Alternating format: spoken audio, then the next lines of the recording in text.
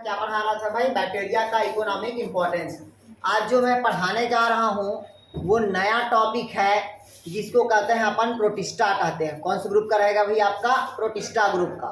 मैं अभी तक के आप लोग को मोनेरा को पढ़ा दिया हूँ। अब मोनेरा के बाद जो हम टॉपिक स्टार्ट कर रहे हैं वो है आपका प्रोटिस्टा ग्रुप का। ठीक है, तो देखिएगा कौन सा ग्रुप पढ़ा रहा हूँ मैं आप लोग को, प्रोटिस्टा। तो ध्यान से सुनिएगा।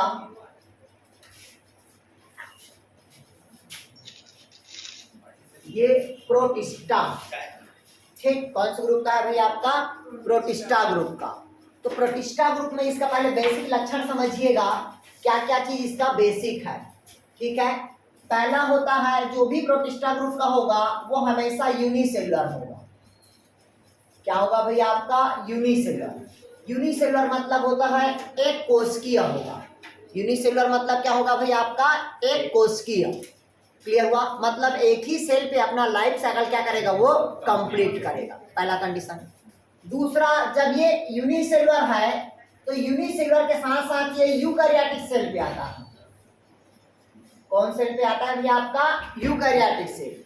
आना चाहिए किसमें? आपका प्रोकैरियोटिक सेल पे, लेकिन इसको रखा किसके अंतर्गत है? तो यूकैरियोटिक के अंतर्गत रखा गया है। क्यों रखा गया है? इसलिए रखा गया है क्योंकि इसमें कंप्लीट न्यूक्लियस प्रेजेंट होता है। नहीं है भाई? क्या मैनेजमेंट करते हो यार? इसमें न्यूक्लियस क्या रहता है भाई? आपका प्रेजेंट रहेगा। न्यूक्लियस क्या रहेगा? आपका प्रेजेंट। क्लियर हुआ? क्या प्रेजेंट रहेगा? आपका न्यूक्लियस प्रेजेंट रहेगा, पहला कंडीशन। तो ये जो न्यूक्लियस प्रेजेंट है, इस न्यूक्लियस में से हिस्टोन प्रोटीन एब्सेंट होता है। हिस्टोन प्रोटीन क्या रहेगा? आपका एब्सेंट रहेगा। ध्यान से समझिएगा, इसमें न्यूक्लियस क्या रहेगा? आपका प्रेजेंट तो है, मतलब न्यूक्लियस क्या है? उपस्थित है, लेकिन इस न्यूक्लियस का हिस्टोन और प्रोटीन क्या है? एब्सेंट।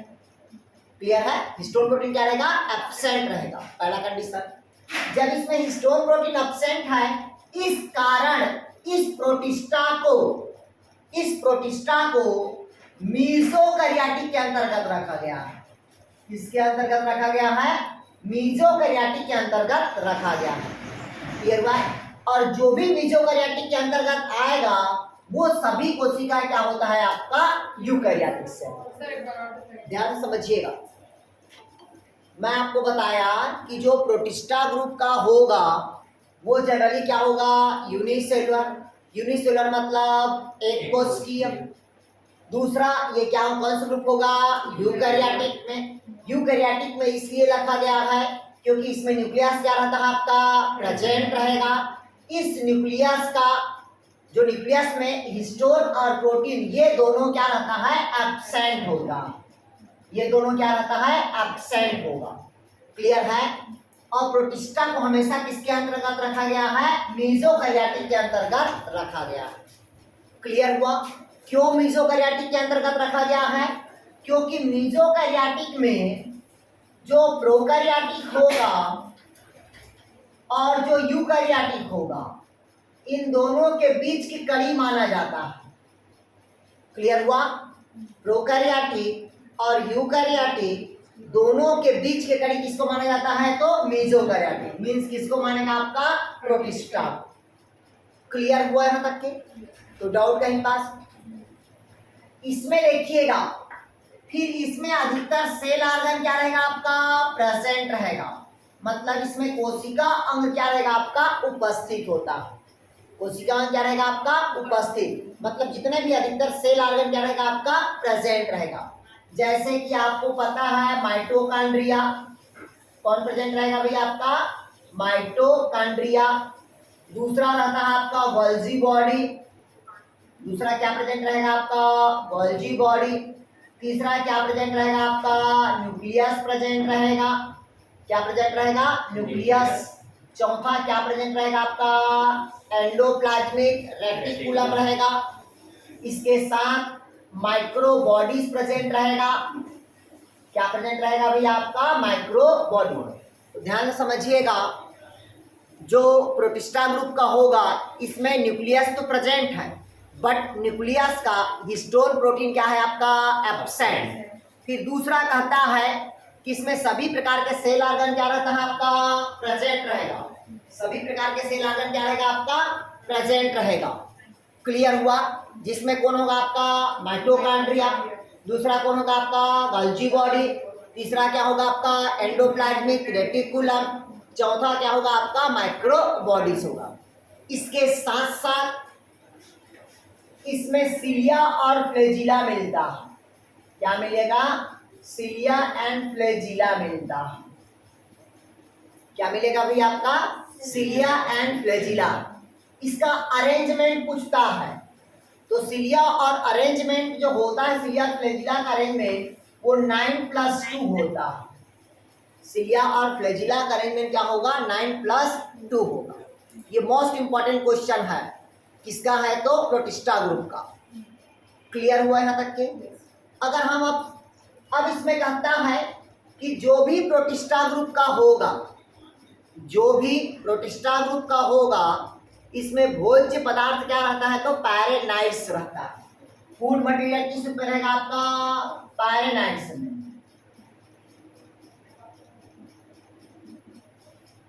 क्या रहता है भाई? फूड मटेरियल आपका पैरेनाइड्स के रूप में रहेगा। क्लियर हुआ? भोज्य पदार्थ किस रूप में रहेगा आपका? पैरेनाइड्स के रूप में रहेगा। क्लियर हुआ? कोई डाउट कहीं पास? आ गया समझ? अब इधर देखिएगा, अब इसकी हम संरचना की बात करते हैं, फिर प्रकार पढ़ाता हूं आप लोग को यार। क्लियर हुआ तक के? ध्यान समझिएगा। मैं पहले बता दिया था प्रोटिस्टा मीन्स क्या होगा? यूनिसेलुलर। यूनिसेलुलर के साथ क्या होगा? ये यूकैरियोटिक सेल होगा। इसको मेसोकैरियोटिक सेल के अंतर्गत रखा गया है। क्यों रखा गया है? क्योंकि प्रोकैरियोटिक और यूकैरियोटिक दोनों के बीच का क्या है? कनेक्टिव लिंक है। इस कारण इसको क्या कहते हैं? मेसोकैरियोटिक। इसमें न्यूक्लियस क्या बताया आप लोग को? प्रेजेंट। बट न्यूक्लियस का हिस्टोन प्रोटीन क्या बताया मैं आप लोग को? एब्सेंट बताया। क्लियर हुआ? इसके बाद मैं आप लोग को क्या पढ़ाया कि मतलब कहता है भाई इसमें सभी प्रकार के सेल ऑर्गन क्या रहेगा आपका? प्रेजेंट रहेगा। इसके साथ साथ इसमें सेल ऑर्गन भी क्या रहेगा आपका? प्रेजेंट रहेगा। फिर बताया इसमें सिलिया और क्या मिलता है आपका? फ्लैजिला, जिसका अरेंजमेंट क्या होगा? 9+2। इसके अलावा माइक्रो बॉडीज पाया जाता है। क्या पाया जाता है? Micro bodies. इसमें फूड मटेरियल किस रूप में प्रेजेंट रहता है? तो पैरेनाइड्स के रूप में रहेगा। क्लियर हुआ? तो डाउट है? भोज्य पदार्थ के रूप में जो स्टोर होता है, जैसे स्टार्च, पैरेनाइड्स, स्टार्च के समान ही होता है आपका पैरेनाइड। मतलब कुल मिला के याद रखना, भोज्य पदार्थ एक प्रकार के क्या है? कार्बोहाइड्रेट है। बट डायटम को छोड़ के, किसको छोड़ के? डायटम्स को, क्योंकि डायटम्स में भोज्य पदार्थ ऑयल ड्रॉप के रूप में होता है, तेल के बूंद के रूप में होगा। क्लियर है? इसी कारण डायटम्स को गोल्डन एल्गी के नाम से जाना जाता है। अभी पढ़ाएंगे, जब इसके टाइप से पढ़ाएंगे तो अभी उसको दिमाग से हटा दो। क्लियर हुआ है तक के? अब इसकी हम संरचना की बात करते हैं। हाँ, इसमें थोड़ा सा एक शब्द लिखिएगा कि जो प्रोटिस्टा ग्रुप का होगा, कौन सा ग्रुप का होगा? प्रोटिस्टा ग्रुप का। एक चीज लिख लीजिएगा संरचना के पहले। जो प्रोटिस्टा ग्रुप का स्पीसीज होता है जनरली वो क्या होता है? सिम्बायोसिस होता है। क्या होता है भाई आपका? सिम्बायोसिस होगा। और कौन सा स्पीसीज सिम्बायोसिस होता है? उसको कहते हैं एंट अमीबा हिस्टोलिटिका। एंट, ऐसे लिख लीजिएगा, एंट अमीबा हिस्टोलिटिका। हिस्टोलिटिका। अब इसको समझिएगा, इसका मतलब ये जो एंट अमीबा हिस्टोलिटिका है, एक प्रकार के क्या है? ये प्रोटिस्टा। एंट अमीबा हिस्टोलिटिका क्या है? प्रकार के प्रोटिस्टा है, जो मनुष्य के इंटेस्टाइन में पाया जाता है। किसमें पाया जाता है? इंटेस्टाइन में। मतलब एंट अमीबा हिस्टोलिटिका मनुष्य के किसमें पाया जाता है? इंटेस्टाइन में।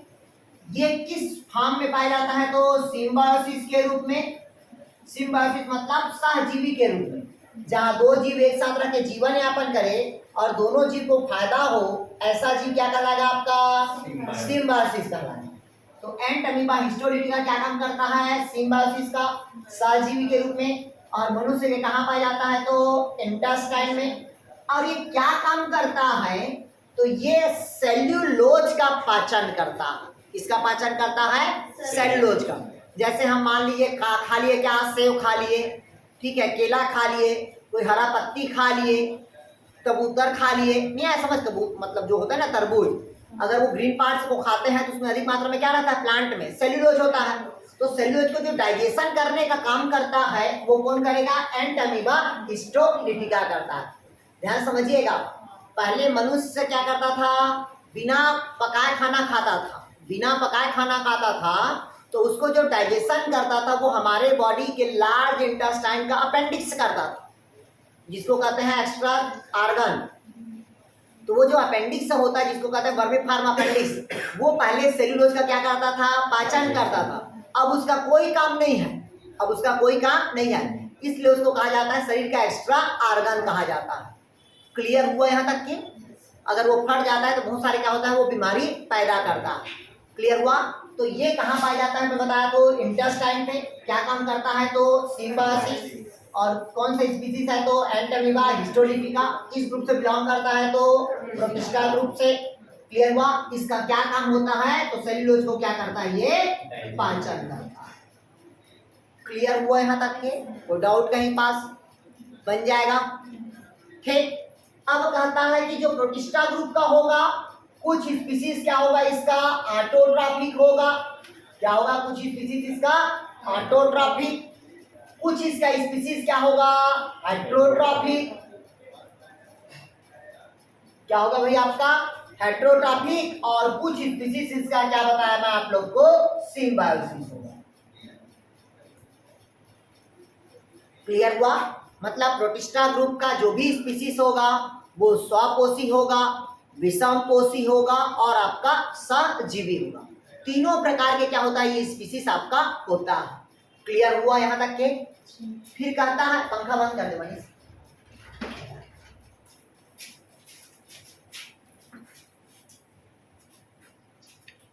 क्लियर हुआ? अब इसकी हम संरचना की बात करते हैं। किसकी बात करते हैं? संरचना की। फिर मैं इसके प्रकार बताऊंगा। तो संरचना में देखिएगा,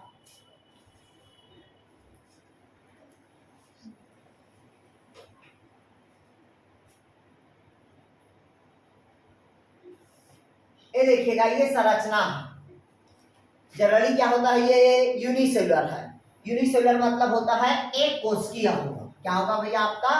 एक कोशिकीय। क्लियर हुआ? ये एक कोशिकीय हुआ संरचना। तो देखिएगा बहुत सारे ऐसे, मतलब जो प्रोटिस्टा ग्रुप का स्पीसीज होगा उसमें पहले सेल वाल क्या होता है? एब्सेंट। पहले ध्यान से समझिएगा, इसमें सेल वाल क्या रहेगा आपका? एब्सेंट होता है, पहला कंडीशन। और जहां सेल वाल एब्सेंट होगा, जहां सेल वाल क्या रहेगा? एब्सेंट होगा, उसका शरीर कई खंडों में बढ़ सकता है। जिसका सेल वाल क्या रहेगा? एब्सेंट रहेगा, उसका शरीर कई खंडों में बढ़ जाए। जैसे अमीबा देखिएगा, उसमें सेल वाल क्या रहेगा आपका? एब्सेंट होगा। क्लियर हुआ तक के? फिर दूसरा कहता है इसमें सेल मेम्ब्रेन क्या रहेगा आपका? प्रेजेंट रहेगा। सेल मेम्ब्रेन क्या रहेगा आपका? प्रेजेंट, जिसको हम कहते हैं प्लाज्मा मेम्ब्रेन। सेल मेम्ब्रेन क्या रहेगा आपका? प्रेजेंट रहेगा। सेल मेम्ब्रेन क्या रहेगा आपका? प्रेजेंट रहेगा। क्लियर हुआ यहाँ तक के? कोई डाउट कहीं पास? अब ये सेल मेम्ब्रेन किसका बना होता है? तो लाइपोप्रोटीन का बना होता है। किसका बना होता है? लाइपोप्रोटीन का बना होता है। क्लियर हुआ? सेल मेम्ब्रेन किसका बना होता है आपका? लाइपोप्रोटीन्स का बना होगा। क्लियर हुआ तक के? फिर बीच में यहां पास जो रहेगा वो न्यूक्लियस रहता है। बीच में है वो क्या कहलाएगा आपका? न्यूक्लियस। क्लियर हुआ तक के? अब न्यूक्लियस के अंदर पे जो रहता है वो कहलाता है आपका न्यूक्लियोलस। न्यूक्लियस के अंदर पे है वो क्या कहलाएगा आपका? न्यूक्लियोलस रहेगा, जिसको कहते हैं केंद्रिका। भाई केंद्रक के अंदर पे क्या रहेगा आपका? केंद्रिका रहेगा। केंद्रक के अंदर पे क्या रहेगा आपका? केंद्रिका। क्लियर हुआ तक के?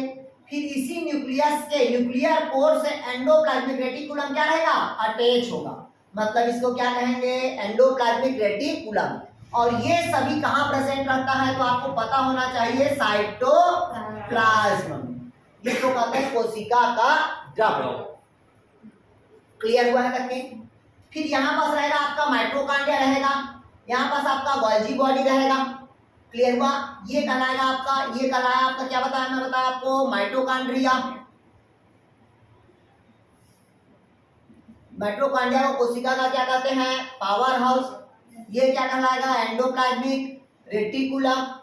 तो एंडोप्लाज्मिक रेटिकुलम जनरली दो प्रकार के होगा। अगर जिसमें राइबोसोम प्रेजेंट रहेगा वो रफ कहलाएगा, रफ एंडोप्लाज्मिक रेटिकुलम। जिसमें राइबोसोम एब्सेंट रहेगा वो कहलाता है स्मूथ एंडोप्लाज्मिक रेटिकुलम। क्लियर हुआ यहाँ तक के। तो मनुष्य में जनरली क्या होता है, स्मूथ एंडोप्लाज्मिक रेटिकुलम पाया जाता है। मनुष्य में क्या पाया जाता है, स्मूथ एंडोप्लाज्मिक रेटिकुलम। प्लांट में जनरली क्या होता है, रफ एंडोप्लाज्मिक रेटिकुलम पाया जाता है। क्लियर हुआ यहाँ तक के। ये कहलाता है आपका गोल्जी बॉडी। और यहां पास होता है आपका माइक्रो बॉडीज। इसी को माइक्रो बॉडीज बोल देते हैं, या इसको क्या बोलते हैं, माइक्रो ट्यूब्यूल्स बोलते हैं। तो ये होता है आपका माइक्रो बॉडीज। क्लियर हुआ है तक के। फिर इसके बाद कहता है यहाँ पास भोज्य पदार्थ रहता है, किस फॉर्म में रहता है, तो पैरेनाइड्स के रूप में। किस फॉर्म में रहता है, तो पैरेनाइड्स के रूप में। क्लियर हुआ यहाँ तक के यार।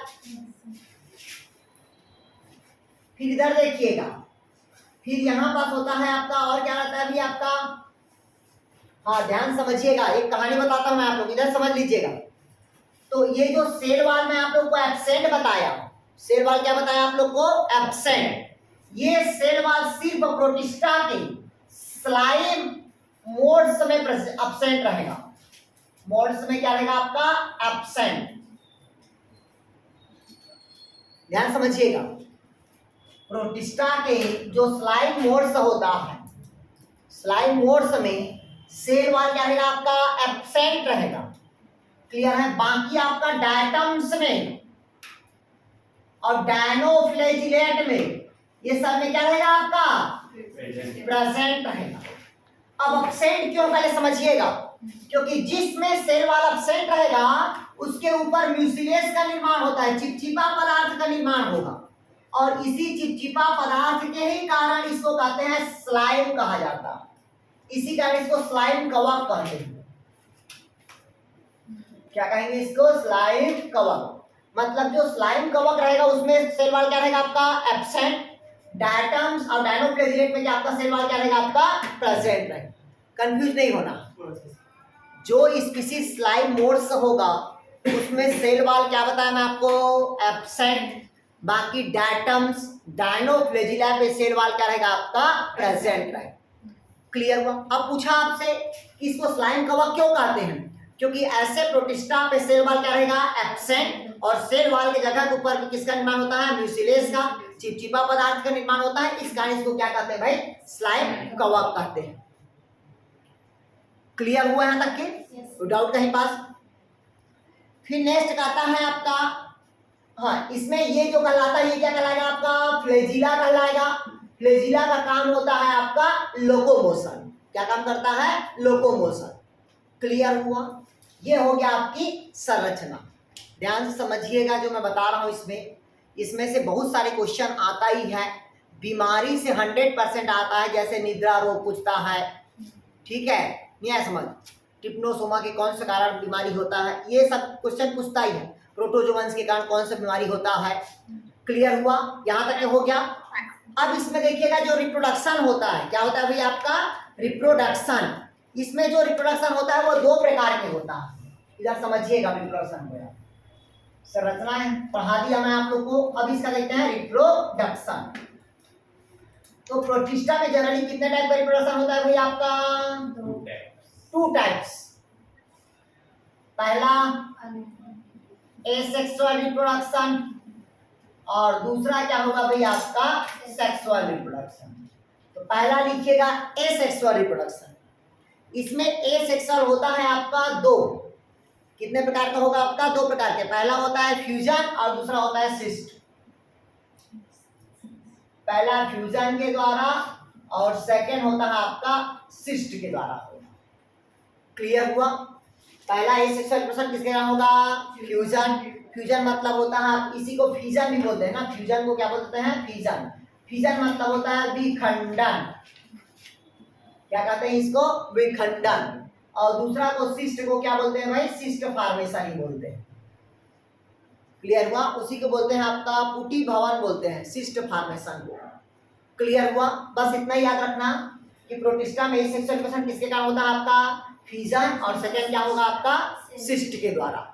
क्लियर हुआ? चलिए फ्यूजन का एग्जांपल लिखिएगा, अमीबा, पैरामीशियम। अमीबा और पैरामीशियम ब्रैकेट में करिएगा। इस सब में समसूत्री विभाजन पाया जाता है, सभी में समसूत्री विभाजन होगा। जहां फ्यूजन होगा वहां कौन सा विभाजन होगा? समसूत्री। और समसूत्री का कहानी आप लोग को पता होगा कि जो पेरेंट सेल होगा उसके जो डॉटर सेल होगा, मतलब जो डॉटर सेल होगा अपने पेरेंट सेल के क्या होगा? इक्वल होगा। इस कारण इसको क्या कहते हैं? समसूत्री विभाजन, माइटोसिस डिवीजन। मतलब जो पुत्री कोशिकाएं होगा अपने पैतृक कोशिकाओं के क्या होगा? बराबर होगा। इस कारण इसको क्या कहते हैं? समसूत्री विभाजन। तो जिस कोशिकाओं पे जैसे कि अमीबा होता है, पैरामीशियम होगा, क्लियर हुआ, यूग्लिना होगा, इन सब में कौन सा विभाजन होता है? समसूत्री विभाजन होगा। क्लियर हुआ है तक के? मतलब उसकी डॉटर सेल अपने पेरेंट सेल का क्या होगा? इक्वल होगा। क्लियर हुआ? तो उसे हम क्या कहते हैं? फ्यूजन। दूसरे नंबर पे लिखिएगा सिस्ट। सिस्ट लिखिएगा आपको प्रोटोजोअन्स के ग्रुप में, प्रोटोजोअन्स के ग्रुप। तो प्रोटोजोअन्स के ग्रुप में कौन होता है आपका? अमीबा और पैरामीशियम।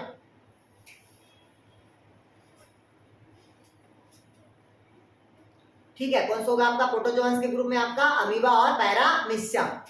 इसमें क्या होता है? सिस्ट का निर्माण होता है। मतलब सिस्ट ये होता है कि उसके शरीर के ऊपर एक मोटी सी भित्ति का क्या होता है? आवरण का निर्माण हो जाता है, और वही मोटी भित्ति उसके पेरेंट सेल से क्या हो जाता है? अलग हो जाएगा, जिससे नया सेल का क्या होगा? फॉर्मेशन होगा। बोलते हैं ना शरीर पे कहीं पास गांठ बन गया, सिस्ट का निर्माण हो गया।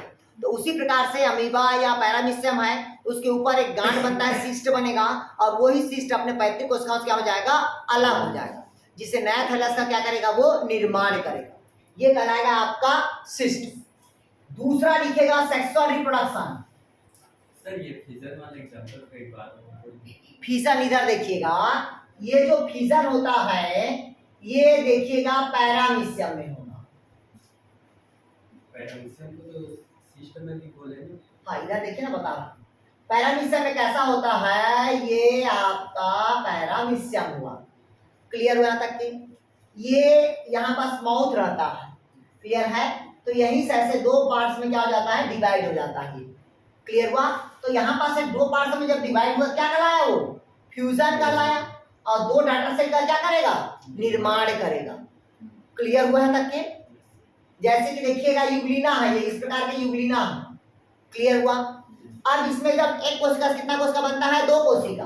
तो ये जो फ्लेजिला होता है, ये फ्लेजिला ये दो पार्ट्स में से डिवाइड होने लगता है, और इसकी सेल दो पार्ट्स में से धीरे धीरे क्या होने लगता है? डिवाइड होने लगता है। ये देखिएगा,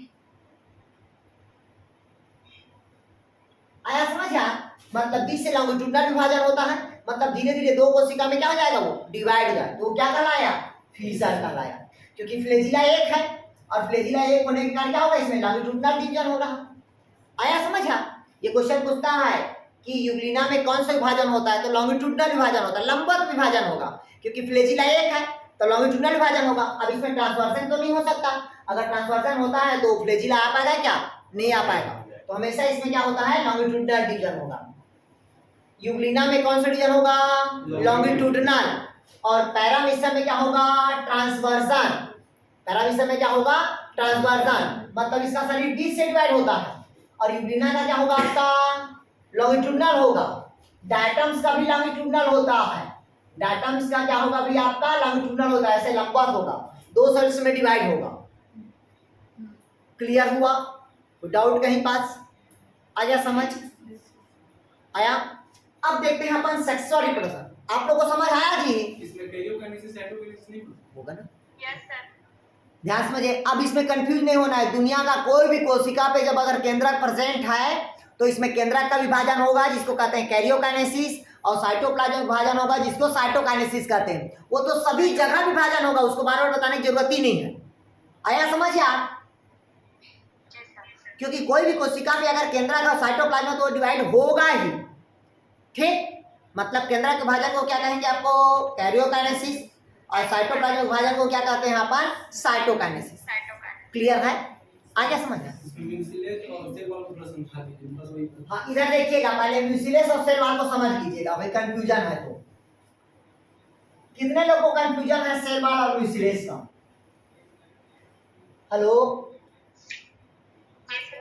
इधर देखिएगा भाई, मान लीजिए ये प्रोटिस्टा ग्रुप का है, ये देखिएगा यूनिसेलुलर संरचना है। ठीक, तो ये हुआ हमारा सेल मेम्ब्रेन, या इसी को हम कह देते हैं प्लाज्मा मेम्ब्रेन। क्लियर हुआ है तक की? अब बहुत सारे ऐसे, क्योंकि प्रोटिस्टा को जनरली 3 ग्रुप में बांटा गया है, आपको पता होना चाहिए कितना ग्रुप बांटा है? 3 ग्रुप में। पहला होता है आपका स्लाइमोर्स, क्लियर हुआ? दूसरा होता है आपका ऑटोट्रॉफिक, और तीसरा होगा आपका प्रोटोजोअन्स। अभी पढ़ाऊंगा, टेंशन मत लो। कितना ग्रुप में बांटा गया? जनरली 3 ग्रुप में। तो जो स्लाइमोर्स होता है उसके चारों तरफ सेल वॉल एब्सेंट होता है। जो स्लाइमोर्स होगा उसके चारों तरफ सेल वॉल क्या रहेगा? आपका एब्सेंट रहेगा। उस सेल वॉल के जगह पे म्यूसिलेस प्रेजेंट होता है। म्यूसिलेस मतलब चिपचिपादार या लसलसादार प्रेजेंट होता है। लसलसादार या चिपचिपादार प्रेजेंट होता है। क्लियर हुआ? इस कारण इस स्पीशीज के जो भी स्पीशीज होगा उसे क्या कहते हैं? स्लाइम। मतलब इसी को कहते हैं स्लाइम कवक कहा जाता है। क्या कहा जाता है उसको? स्लाइम कवक। और आपको पता है जितने भी जो कवक होगा उस कवक को जब हाथ से आप टच करेंगे तो आपको गुदगुदादार लगेगा। जितने भी कवक रहता है अधिकतर चिपचिपादार रहेगा। जितने भी कवक, या आप मशरूम खाते हो उसको भी हाथ में छुए गुदगुद लगता है, ऑयल निकलता ही है। पेजाइया देखो उसको भी हाथ में छुओ तो गुदगुद लगता है। क्लियर हुआ? मतलब अधिकतर जो फंजाई होता है, जो कवक ग्रुप का होगा, वो हमेशा क्या होता है? चिपचिपा पदार्थ होगा। तो इसमें सेल वॉल के जगह पे क्या रहता है? म्यूसिलेस प्रेजेंट हो जाता है। ओनली कौन सा स्पीशीज में होता है? तो स्लाइमोर्स। एग्जाम्पल लिखना है तो लिख लीजिएगा। स्लाइमोर्स एग्जाम्पल लिखेगा फाइसेरम, फाइसेरम। दूसरा स्पीशीज आप लिखेगा ट्राइकिया, ये होता है ट्राइकिया। क्लियर हुआ? ये दोनों स्पीशीज क्या होगा? आपका स्लाइमोर्स होगा, जिसमें सेल वॉल क्या रहेगा? आपका एब्सेंट रहेगा। उसके जगह पे क्या रहता है? आपका म्यूसिलेस प्रेजेंट है। क्लियर हुआ? अब दूसरा स्पीशीज की बात करते हैं, जैसे कि डायटम्स की बात करते हैं। किसकी बात करते हैं? डायटम्स की, या डायनोफ्लैजिलेट। तो उसके ऊपर क्या पाया जाता है? आपका सेल वॉल पाया जाता है। क्या पाया जाता है? Cell wall. और आपको बताने का जरूरत नहीं है कि अगर वो प्लांट से रिलेटेड है, किससे रिलेटेड है? प्लांट से, या जंतु से रिलेटेड है। ठीक, तो अधिकतर उसका सेल वॉल किसका बना होता है? सेल्यूलोज और पैक्टिन का बना होता है। सेल्यूलोज और किसका बना होता है? पैक्टिन का बना होता है।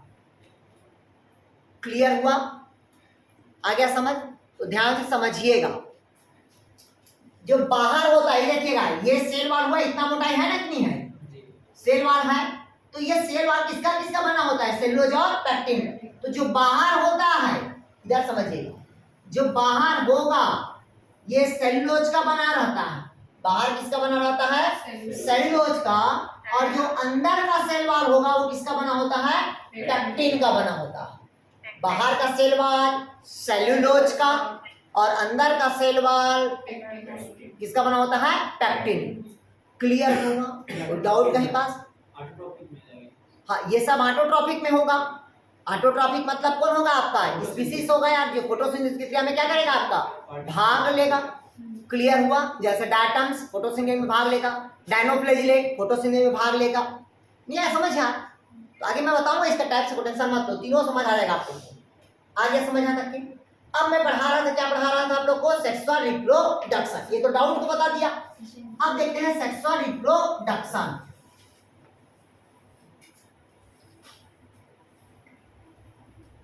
अब देखिएगा जो प्रोटिस्टा ग्रुप का होगा उसमें कौन सा रिप्रोडक्शन होता है आपका, सेक्सुअल रिप्रोडक्शन, जिसको कहते हैं लैंगिक जनन। अब ये जो लैंगिक जनन होगा ये जनरली कितने प्रकार का होता है, 3 प्रकार के होगा। ध्यान समझिएगा, कितने प्रकार का होगा, 3 प्रकार के। आपको सबको पता है, पहला होता है का आइसोगेमस। आइसोगेमस में क्या होता है इधर समझिएगा, इसमें 2 स्पीसीज है, एक प्लस मतलब मेल, एक क्या है आपका माइनस मतलब मादा। क्लियर हुआ, मतलब एक मेल और दूसरा क्या हुआ आपका फीमेल। तो आइसोगेमस में दोनों का साइज और शेप क्या रहेगा, इक्वल रहेगा। दोनों का आकार प्रकार क्या रहेगा, बराबर रहेगा।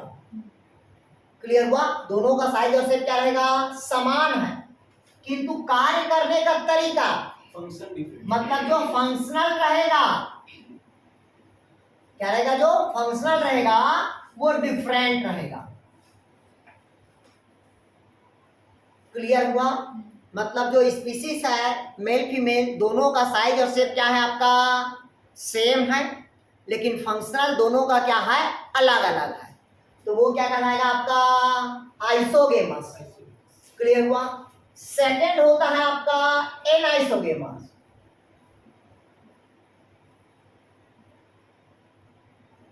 सेकंड क्या होगा आपका एनाइसोगेमस।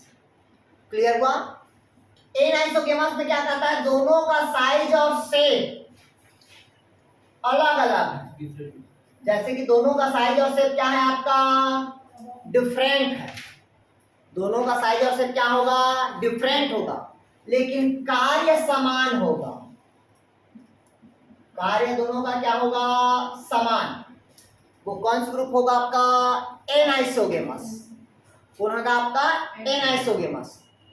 ध्यान समझिएगा, दोनों का साइज और शेप क्या होगा आपका अलग अलग और कार्य क्या होगा आपका समान, तो ये क्या कहलाएगा आपका एनाइसोगेमस।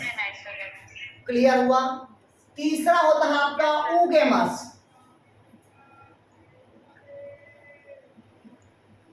थर्ड कौन होगा आपका ऊगेमस प्रकार का।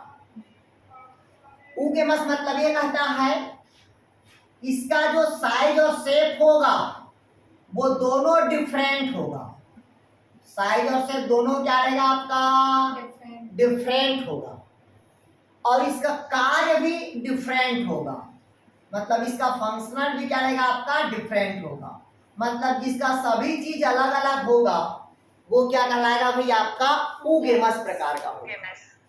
क्लियर हुआ। आपसे पूछा कि प्रोटिस्टा ग्रुप में कौन कौन से रिप्रोडक्शन पाया जाता है, तो 2 प्रकार के रिप्रोडक्शन, पहला होगा आपका एसेक्सुअल और दूसरा क्या होगा भाई आपका सेक्सुअल रिप्रोडक्शन। तो एसेक्सुअल में मैं आप लोग को 2 बताया, पहला फिजन और दूसरा सिस्टर फॉर्मेशन। दूसरा क्या पढ़ाया मैं आप लोग को सेक्सुअल रिप्रोडक्शन, जिसमें क्या होगा आपका आइसोगेमस, एनाइसोगेमस और क्या होगा आपका ऊगेमस। देखिएगा ऊगेमस मतलब इसका साइज, नर का साइज क्या है छोटा है, मादा का साइज क्या है बड़ा है। जो नर होता है वो लोकोमोशन करता है, गति करता है, और फीमेल गति नहीं करती। क्लियर हुआ। मतलब दोनों का साइज और शेप क्या है डिफरेंट है, दोनों का कार्य करने का तरीका क्या है अलग है, क्योंकि नर क्या करता है लोकोमोशन करता है और फीमेल क्या होगा नॉन मोटाइल होगा। क्लियर हुआ यहाँ तक के, कोई डाउट कहीं पास। दुनिया की रीत है हमेशा नर क्या होता है मोटाइल होगा और फीमेल हमेशा क्या होगा नॉन मोटाइल होगा। बट जो कारा है, बताऊंगा जब एलगी में पढ़ाऊंगा, तो जो कारा स्पीसीज बोलते हैं उसमें जो मेल होता है वो गोलाकार होता है, इस कारण मेल को ग्लोब्यूल्स कहते हैं, और नीचे प्रेजेंट होता है। कारा स्पीसीज में मेल कहाँ रहेगा नीचे और ग्लोब्यूल्स रहता है, और फीमेल उसके ऊपर रहता है और वो कैप्सूल के फॉर्म में रहता है। आया समझ। वो थोड़ा सा स्पीसीज हट के है, वो मैं बताऊंगा आप लोगों को, टेंशन मत लीजिए। क्लियर हुआ, आ गया समझ यहाँ तक के। हमेशा मेल क्या होगा मोटाइल, फीमेल क्या होगा आपका नॉन मोटाइल। आया समझ यहाँ तक के। आप लोग को आया जी समझ। दीपिका, दिलेंद्र, गायत्री, जितेंद्र, ज्योति, माधुरी, मणि, मोहा, नेहा, राजनंदनी, रेखा साहू, संगीता, सुमित्रा, सुप्रिया, विनोद।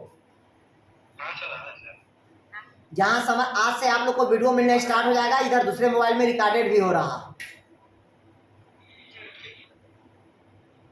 क्लियर है? तो आप लोग गूगल मीट से पढ़ते रहिए डेली, और जो वीडियो रिकॉर्ड हो रहा है उसको भी आप लोग सुनते रहिएगा। बस ये है कि बीच बीच में आप लोग गुरु दक्षिणा देते रहिएगा, ठीक। और आपको बता देते हैं कि देखिएगा जो 12,800 कुछ पोस्ट आ रहा है, ठीक है, उसमें आपका व्याख्याता भी है 400 कुछ पोस्ट, उसमें आपका शिक्षक है और सहायक शिक्षक। तो जो सहायक शिक्षक होता है वही प्रयोगशाला है, लिखाया जाता है तो सहायक शिक्षक प्रयोगशाला। आया समझ? जो सहायक शिक्षक लिखाता है ना, जो वर्ग 3 का होता है, उसी में प्रयोगशाला का रहता है, ठीक है, कंफ्यूजन नहीं होना है। आया समझ? तो मतलब वैकेंसी सभी के आ रहा है, व्याख्याता का भी आ रहा है, वर्ग 2 का, वर्ग 3 का और लैब टेक्नीशियन का भी आ रहा है प्रयोगशाला का।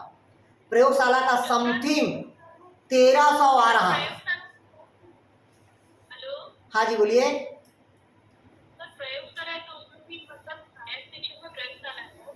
प्रयोगशाला को सहायक शिक्षक 3 के अंतर्गत रखा गया है। जो सहायक शिक्षक 3 होता है और प्रयोगशाला दोनों एक एक कैटेगरी के हैं, ठीक है। बट ये है कि किस्मत अच्छा रहेगा कि प्रयोगशाला वालों का जो पोस्टिंग होता है वो 11वीं 12वीं वाले स्कूल पे होता है। क्लियर होगा? आया समझ? चलिए अब नेक्स्ट पढ़ाता हूं मैं आप लोग को टाइप्स। लिखिएगा टाइप्स ऑफ प्रोटिस्टा।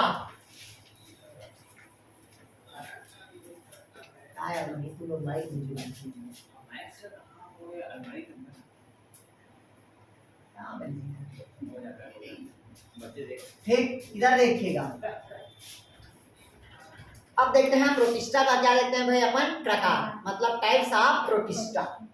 तो मैं बताया आप लोग को टाइप्स कितने प्रकार के बताया आप लोग को, 3 प्रकार के। पहला पढ़ाया मैं आप लोग को स्लाइड मोड से पढ़ाऊंगा, सेकंड पढ़ाऊंगा मैं आप लोग को ऑटोट्रॉफिक प्रोटिस्टा, और जो तीसरा पढ़ाऊंगा ये होता है आपका प्रोटोजोवंस प्रोटिस्टा। क्लियर हुआ? 3 स्पीसी मतलब 3 ग्रुप में बांटा गया प्रोटिस्टा को। पहला होगा आपका स्लाइमोर्स, सेकंड ऑटोट्रॉफिक प्रोटिस्टा, और थर्ड क्या होगा आपका प्रोटोजोवंस प्रोटिस्टा होगा। क्लियर हुआ तक के? तो पहला देखते हैं हम स्लाइमोर्स। इसको बोलते हैं स्लाइम कवक कहा जाता है, स्लाइम कवक कहा जाता है। बस इसमें याद रखना, इसमें सेल वॉल एब्सेंट रहेगा, सेल वॉल के जगह पे यहां पास क्या रहता है, म्यूसिलेज रहेगा।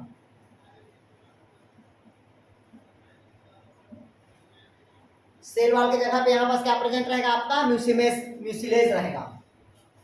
क्लियर हुआ तक क्या? अब इसका देखिएगा, जो भी स्लाइम कवर्स होता है ये अनियमित प्रकार का संरचना होता है। अनियमित मतलब इरेगुलर स्ट्रक्चर होगा। कैसा संरचना होता है, इरेगुलर, या इरेगुलर बोलते हैं जिसको, इरेगुलर स्ट्रक्चर होता है। मतलब इसकी जो संरचना होता है वो अलग अलग प्रकार का होगा। क्लियर हुआ यहां तक के? आगे समझिए। बस 2 ही चीज बस याद रखना इसमें पहला कोशिका भित्ति क्या रहेगा, एब्सेंट। कोशिका भित्ति की जगह पे यहाँ पास म्यूसिलेज क्या रहेगा, प्रेजेंट। और इसका साइज और शेप ऐसी स्पीसीज का क्या रहेगा आपका, इरेगुलर स्ट्रक्चर रहेगा। एग्जांपल लिखवाया हूं मैं आप लोग को, चलिए लिखिएगा। पहला लिखिएगा फाइसेरम, एग्जाम्पल क्या होगा, फाइसेरम। और दूसरा एग्जाम्पल लिखिए आपको ट्राइकिया, ट्राइकिया। ये दोनों किसके अंतर्गत आता है आपका, स्लाइम कवक, या इसी को कहते हैं अपंख कवक बोलते हैं। क्या कहते हैं, अपंख कवक बोलते हैं। क्लियर हुआ यार? बस 2 ही चीज याद रखना है इसमें, बाकी दूसरा चीज याद नहीं रखना। सेकंड लिखे आप। हाँ जी बोलिए, क्या बोले? क्या?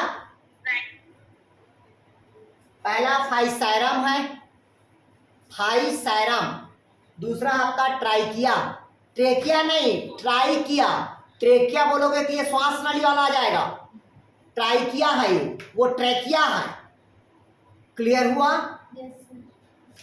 चलिए अब दूसरा लिखेगा ऑटोट्रॉपिक प्रोटिस्टा।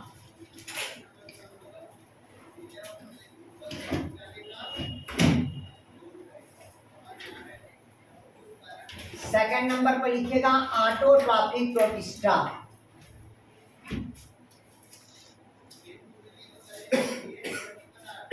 Autotrophic protista.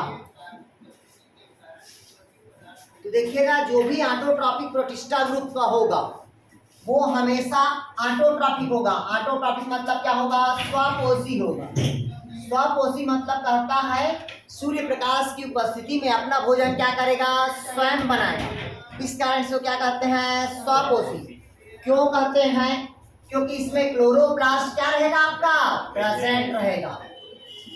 क्या प्रेजेंट रहेगा? आपका क्लोरोप्लास्ट प्रेजेंट रहेगा। पहला कंडीशन क्लियर हुआ यहाँ तक के? कोई डाउट कहीं पास? आ गया समझ? मनीष इतना सारा निकला हुआ है, ये निकालो मतलब से। ठीक है, स्वपोषी क्या होगा? इसमें क्लोरोप्लास्ट क्या रहता है? आपका प्रेजेंट होगा। इस कारण इसको क्या कहते हैं भैया? अपन ऑटोट्रॉपिकल। इसका लिखिएगा थोड़ा सा। ठीक है, इसमें फोटोसिंथेसिस क्या पाया जाता है? पिगमेंट्स पाया जाता है। फोटोसिंथेसिस क्या पाया जाता है? इसमें पिगमेंट्स। और पिगमेंट्स में लिखिएगा इसमें क्लोरोफिल ए पाया जाता है और क्लोरोफिल सी पाया जाता है। और लिखिएगा इसमें ज़ैंथोफिल पाया जाता है। लिखिएगा इसमें क्लोरोफिल ए, क्लोरोफिल सी और ज़ैंथोफिल्स पाया जाता है। हो गया? इसका एग्जाम्पल लिखिएगा ऑटोट्रॉपिक प्रोटिस्टा का। पहला डायटम्स, पहला कौन होगा आपका? डायटम्स। क्लियर हुआ? दूसरा लिखिएगा डायनोफ्लैजिलेट।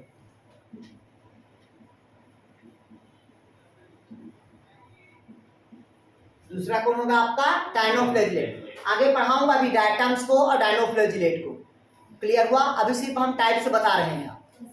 क्लियर हुआ? इसमें एग्जांपल कौन होगा आपका? डायटम्स और डायनोफ्लैजिलेट। आपको पता होना चाहिए डायटम को जनरली क्या कहते हैं? गोल्डन एल्गी के नाम से जाना जाता है। किस नाम से?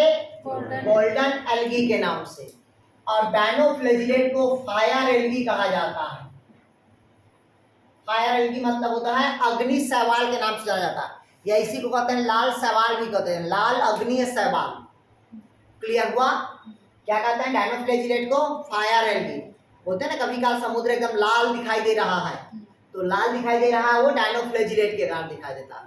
और गाड़ी से जो पेट्रोलियम पदार्थ बनता है वो किसके कारण बनता है? तो डायटम्स के कारण बनता है। अभी बताऊंगा दोनों को डिफाइन वो करूंगा, मतलब डिफाइन करूंगा दोनों को। दोनों से क्वेश्चन पूछता ही है, हमेशा पूछता है दोनों से क्वेश्चन। इन दोनों से पूछेगा या तीसरा पूछता है आपका प्रोटोजोअन्स ग्रुप से। क्लियर है? आ गया समझ? तीसरा लिखिएगा आपका प्रोटोजोअन प्रोटिस्टा। तीसरा लिखिएगा प्रोटोजोअन प्रोटिस्टा। तीसरा लिखिएगा प्रोटोजोअन प्रोटिस्टा। Protozoan protista. अब देखिएगा जो प्रोटोजोअन प्रोटिस्टा होता है क्या रहेगा भाई आपका? जो प्रोटोजोअन प्रोटिस्टा, पहले समझिएगा, इधर समझ लीजिए भाई, तो पहले बता रहा हूं। जो प्रोटोजोअन प्रोटिस्टा होगा, क्लियर हुआ? ये हमेशा जो प्रोटोजोअन्स होगा इसमें दो चीज मिलेगा। पहला आपको सिलिया और दूसरा मिलेगा आपको पिसोडोपोडिया। पिसोडोपोडिया बोलते हैं। ये तीन प्रकार का होगा जो बताऊंगा मैं पिसोडोपोडिया। क्लियर है? मतलब प्रोटोजोअन्स के ग्रुप में हमेशा दो इस टाइप का मिलेगा, पहला सिलिया और दूसरा क्या मिलेगा आपका? पिसोडोपोडिया। तो सिलिया हमेशा किसमें मिलेगा आपका? पैरामीशियम में। किसमें मिलेगा आपका? पैरामीशियम में। और दूसरा पिसूडोपोडिया हमेशा किसमें मिलेगा आपको? अमीबा में मिलेगा। किसमें मिलेगा? अमीबा में। क्लियर है? ये जो भी प्रोटोजोवन का प्रोटिस्टा ग्रुप का होगा वो हेट्रोट्रॉपिक होगा, ना कि ऑटोट्रॉपिक। प्रोटोजोवन प्रोटिस्टा क्या होगा आपका? हेट्रोट्रॉपिक होगा। क्या होगा अभी आपका? हेट्रोट्रॉपिक होगा। क्लियर हुआ है तक के? आ गया समझ? नहीं आया? अब कहता है इसमें, इधर समझिए, प्रोटोजोवंस में क्या होगा? वो सिलिया प्रेजेंट रहेगा, पिसूडोपोडिया प्रेजेंट रहेगा, और इसमें क्या होगा? ये हेट्रोट्रॉपिक होगा। और ये कौन सा सेल होगा? तो पहले बता दिया था, ये क्या होगा आपका? यूनिसेलुलर होगा। इसमें कोशिका भित्ति के जगह पर, ध्यान समझिएगा, मैं बताया ऑटोट्रॉपिक में सेल वॉल प्रेजेंट रहेगा, ठीक। पहला में बताया मिसलेस प्रेजेंट रहेगा, बताया कि नहीं बताया? तीसरा जो स्पीसीज होगा जिसको कहते हैं प्रोटोजोवन प्रोटिस्टा, इसमें सेल वॉल के जगह पे एक मोटी सी आवरण बनता है जिसको कहते हैं पेलिकल्स कहते हैं। लिखेगा इसमें पेलिकल प्रेजेंट रहता है, लिखेगा सेल वॉल के जगह पे पेलिकल्स प्रेजेंट रहता है, लिखेगा सेल वॉल के जगह पे पेलिकल्स प्रेजेंट होता है।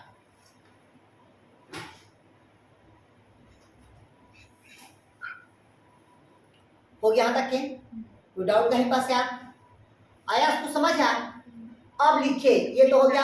अब थोड़ा सा लिखिएगा इसका जीवन चक्र, लाइफ साइकिल। हाँ,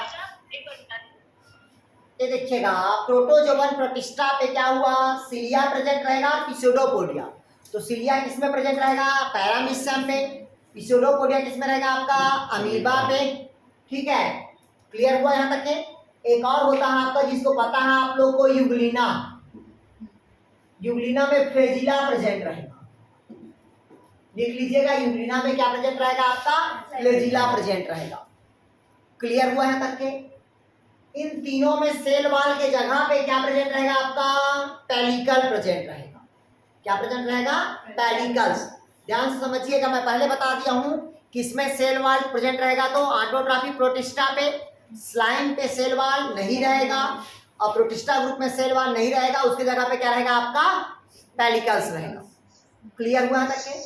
अब लिखिए इसका जीवन चक्र, लाइफ साइकिल। लिखिएगा हैप्लॉन्टिक प्रकार का होगा, लिखिएगा लाइफ साइकिल पूरे प्रोटिस्टा ग्रुप का।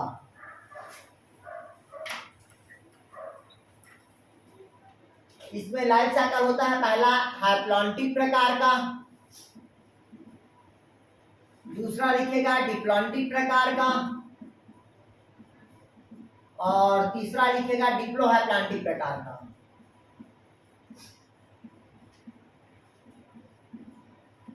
मतलब हैप्लॉन्टिक मतलब एन, डिप्लॉन्टिक मतलब 2n, और n+2n मतलब ये 3n होता है। क्लियर हुआ? चलिए लिखिएगा, इसमें कितने प्रकार का होगा भाई आपका? 3 प्रकार के। पहला हैप्लॉन्टिक प्रकार के, दूसरा आपका डिप्लॉन्टिक प्रकार के, और तीसरा क्या होगा आपका? डिप्लोहैप्लॉन्टिक टाइप का क्या होता है? पीढ़ी एकांतरण पाया जाता है, जिसको कहते हैं अल्टरनेशन ऑफ जनरेशन। क्लियर हुआ यहाँ तक के? कोई डाउट कहीं पास? हो गया? लिख लिए यार? चलिए अब हम जो मेन पढ़ाते हैं, अब लिखिए आप लोग लोकोमोशन। हेडिंग डालिएगा प्रोटिस्टा में प्रचलन, मतलब लोकोमोशन इन प्रोटिस्टा। हेडिंग डालिएगा लोकोमोशन इन प्रोटिस्टा।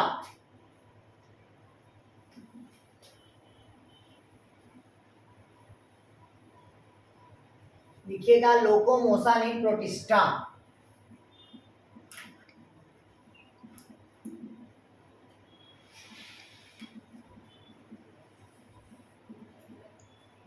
ये देखिएगा प्रोटिस्टा में क्या देखते हैं भाई? प्रचलन।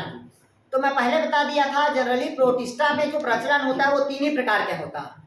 कितने प्रकार के होता है? 3 प्रकार के। पहला आपको पता होना चाहिए किसके द्वारा होता है? फ्लैजिला के द्वारा। दूसरा किसके द्वारा होगा आपका? सिलिया के द्वारा। और तीसरा जो होता है जिसको कहते हैं अपन पिसूडोपोडिया के द्वारा।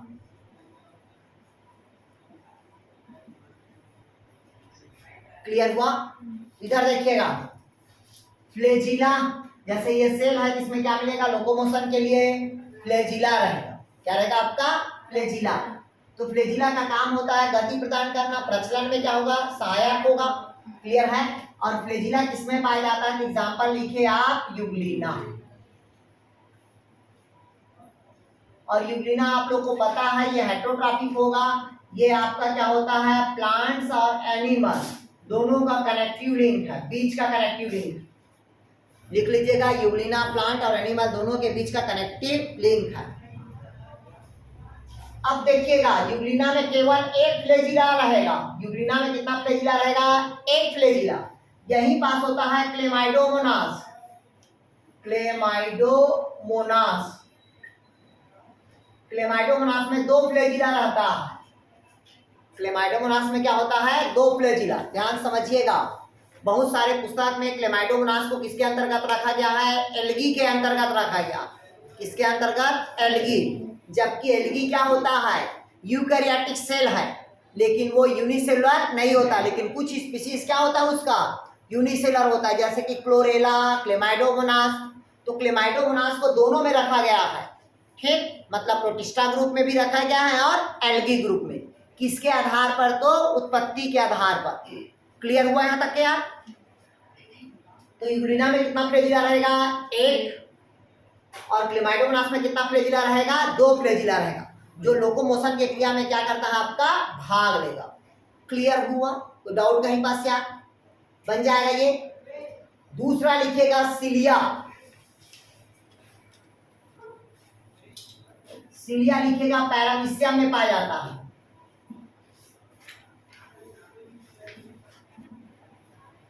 लिखिएगा पैरामीशियम में सिलिया पाया जाता है। हाँ सॉरी, एक चीज लिखना भूल गए थे। इधर देखिएगा जो फ्लैजिला की लंबाई होता है, किसकी लंबाई होता है, फ्लैजिला की लंबाई। फ्लैजिला की लंबाई लिख लीजिएगा 150 माइक्रोन होता है। लिख लीजिए, क्वेश्चन को पूछता है कि फ्लैजिला की लंबाई कितना होता है, तो 150 माइक्रोन होगा। किसकी लंबाई, फ्लैजिला की। दूसरा लिखिएगा सिलिया। दूसरा लिखिएगा सिलिया। तो सिलिया किसके शरीर के पाया जाता है, पैरामीशियम के शरीर के चारों तरफ। इसकी लंबाई लिखिएगा 5 से 10 माइक्रोन होता है। कितना लेंथ होता है इसकी, 5 से 10 माइक्रोन होता है। क्लियर हुआ। और लिखिएगा कोई भी सिलिया ग्रुप के शरीर के चारों तरफ सिलिएट्स का निर्माण होता है। सिलिएट्स लिखिएगा, पैरामीशियम या सिलिया ग्रुप के स्पीशीज के चारों तरफ सिलिएट्स का निर्माण होता है।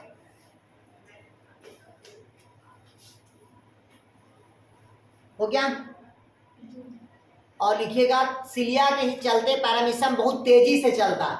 लिखिएगा बहुत तेजी से लोकोमोशन होता है।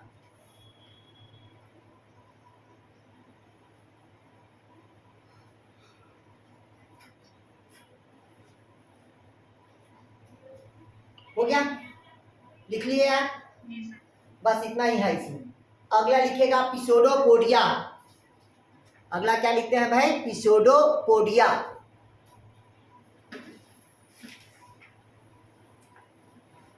देखिए लंबाई को याद रखना, पिछले बार लंबाई को पूछा था।